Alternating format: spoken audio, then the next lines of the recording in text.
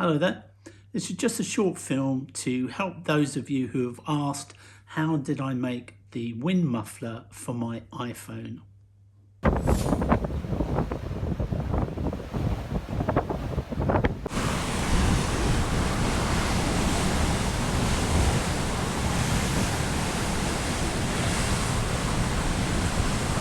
To make the muffler, I just adapted an old pair of earbuds that came with my iPhone.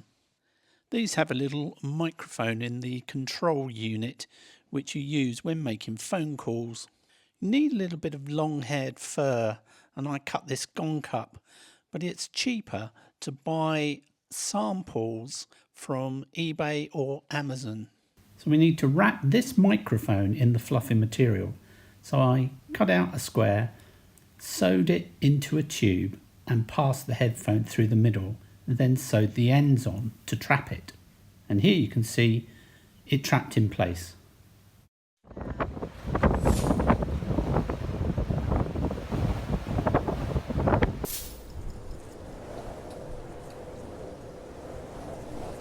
As you can hear, the wind muffler, you can still hear the wind, but it's got a much more pleasant sound to it.